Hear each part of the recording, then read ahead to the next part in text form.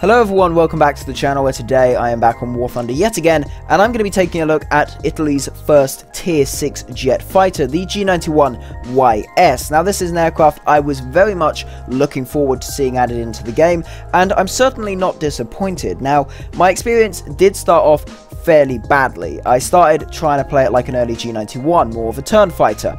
This is not how you play this airplane. This is more of a boom and zoom sort of energy fighter playstyle, because a thing to keep in mind is that this is actually a much heavier airframe on the same wings, the same stabilizers as a standard G.91, so therefore your maneuverability is going to take quite a big hit.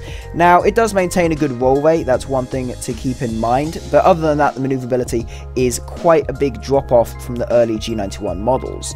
Now, there are some positives. It has a much better rate of climb, much better acceleration, and a fairly decent top speed at sea level, which is a slight improvement over the early G.91s. Now, one thing that's very important with fighters, weaponry. So in terms of fixed weaponry, you have got two 30mm DIFA 5.52 cannons with 125 rounds per gun.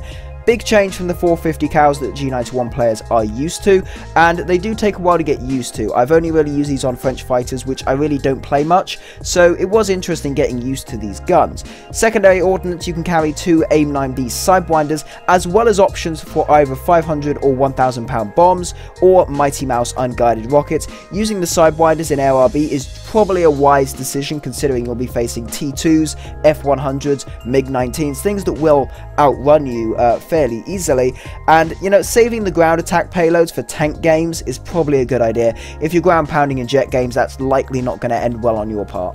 At least from the experience of what I've seen, aircraft ground pounding generally have much more ordnance, they're a lot heavier, and at lower altitude, so have less energy, so generally are quite easy targets. So now let's go get into some gameplay. First off, this was actually my first game in the G.91Y. It went pretty well, although I was still getting the hang of the guns, so I was being sort of spraying quite a lot with the guns, just all over the place. Got fairly lucky with this Valtor kill. I sort of sprayed the guns, and I was able to hit something important, and he went down.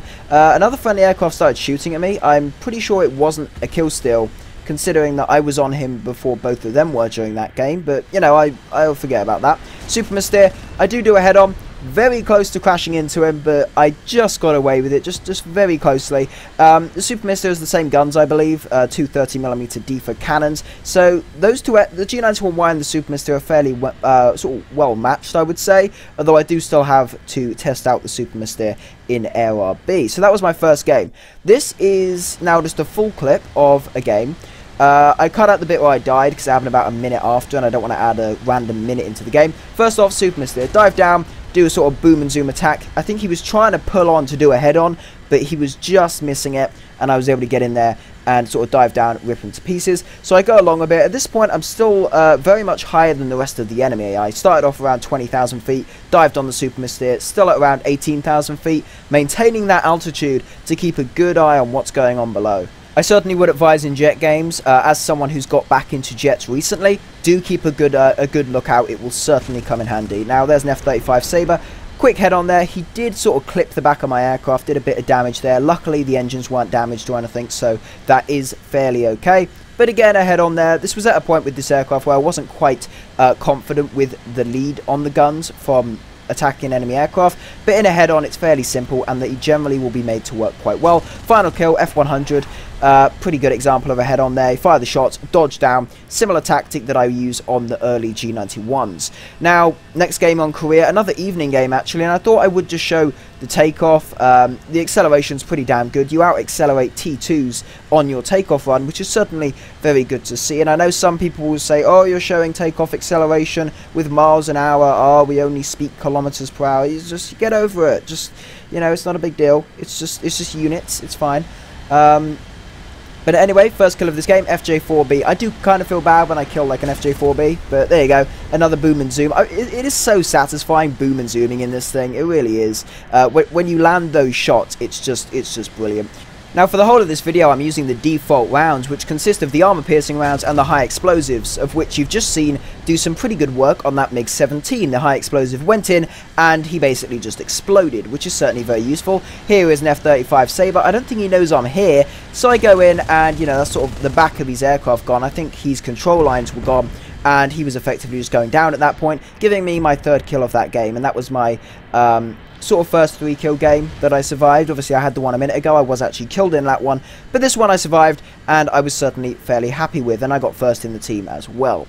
So moving on to this next game, I start off with a head-on on a CL-13, a bit of a yeet moment. I sort of go upside down, pull down. If you're doing a head-on in that sort of situation, going upside down is probably a good idea, just so you can dodge downwards. If you go up, it's a lot easier for an enemy aircraft to pull up than it is to go down. So I would say go upside down, fire your shots, and then just go downwards. And it should be somewhat difficult for them to actually hit you, as long as they're not too far away. If they're fairly far off, it shouldn't be too difficult for them. But if you're pulling down when they're less than half a mile away, they're really going to have difficulty actually getting you and killing you. Now another CL-13, going in for my 3rd kill of this game. CL-13B, the Mark 6, this is the new version in the game obviously. He's flying along, doing some fancy moves. I get in there, critical, and all it takes is a bit of spreading shots there, but I was able to get that kill. And that was another game with 1st in the team and 3 kills. Certainly something I was fairly happy with there. So now we're going to move on to the next game. This is a fairly short clip, 2 kills within this clip. So first off, a Sabre. He's flying along. I don't think he knows I'm here. Probably the epic spotting system doing its work. First shot knocks out the engine. Second round knocks off his wing, giving me my 1st kill. So what I do is I am at fairly high altitude. I'm looking around. Not many enemies at this kind of altitude, but there is a group down there. And there's only 2 teammates, one of which is running away. So I figure, you know what, I think I'm going to head in and try and give him some help. So I'm going down. I did temporarily black out, but there's a hunter over there. He's going quite slow. I don't know why. Maybe he was recovering from a maneuver he's just done, or his engine's out. I don't know. But I go in, get the shots ready, and really the high explosive shells do their work very nicely on this one. And as you can see, his entire aircraft just explodes. High explosive shells, when they go in, they blow up. It really does do a lot of damage. So this game is yet another sort of dual kill clip. So I'm going in on an F-86F, an F2. F2s are especially dangerous with their high fire rate 20mm cannons. So I'm going in, I don't think he knows I'm here, fire some shots off, and there you go. High explosive again, does its work, blows him up completely, giving me my 1st kill. Now I don't know if it's just this aeroplane, but I really do notice the sort of G-overload a lot more than on the G91R. I'm using the same crew as my G91R4, and I'm noticing it a lot more. Now this kill basically blacked out, but I was able to get a kill in the head-on another F2. So 2 F2s taken out there, certainly something I was fairly happy with. They're very dangerous aircraft, as I said. High fire rate 20mm, very maneuverable, much more maneuverable than you, so certainly something to look out for. T2. Big spread of shots there. He was quite far off. I just spread the shots, and I actually got a hit, which I presume knocked off his wing. It looks like that's what it did, giving me my 1st kill of this game. I begin to dive in, as all the enemies have already been dragged down to low altitude. So, you know, I'm eventually at lower levels. Here's this guy, critical as he turns back, and for some reason he decides to attempt to reverse. Again, he turns back, giving me my chance to pull up. 1 burst, knocks off his wing, giving me yet another kill this game. I then take the opportunity to sort of run away. There are more Sabres around, and I'm at very low energy. I need to get that speed up. So that's what I do, and a bit later I come back in and I decide just to completely yeet it into this Japanese Sabre. I think I have him, I kill him, but then sadly as I pull out, he just clips the back of my aircraft and the whole back just rips off, giving me a kill, but also giving me a death, which was rather sad. But nonetheless, another 3-kill game, certainly something pretty decent there. So now for the final kill clip, a T2, saying everyone says, oh no, T2 dangerous, T2 will kill you. So I go in on the first run, I fire just below him, but I do not make that mistake again. I pull back around, there he is, he begins to pull up, and I just sort of yeet it, and there we go. That was a kill on a T2, certainly pretty good. And in that game after that, I took out a few small AA trucks, and then that was the end of the game. I got 1 kill, 2 ground targets, pretty good game there, if I do say so myself. So to sum up the video, the G91Y, what do I sort of think of it as of now? Please note, these opinions are based on an aircraft that is effectively stock. I have like the fuselage repair, the new boosters, and the Mighty Mouse rockets. They're the only mods I have on this airplane. So it is basically stock, so maybe in about a month or two, another video looking at it when it's spaded, just to sort of say, hey, I thought this when it was stock, but now it's spaded, it's better in this regard, worse in this regard, you know, I'll just sort of go through that. But at least for now, what do I think of this airplane? Well, first off, maneuverability, obviously not an advantage. It has been very much dropped down in terms of maneuverability from the R version due to the much heavier fuselage section of the airplane. Climb rate and altitude are now your main advantage. You want an altitude advantage. That sort of energy advantage is invaluable. You be at a higher altitude, you can drop down, gain speed. The acceleration will certainly help with that. And as you saw in the clip with the sort of three kills when I was at higher altitude on the Mystere, the Sabre, and the F100, altitude can be incredibly useful. As well as the fact that if you're above everyone, it generally will be difficult for them to get up to your altitude in any short space of time.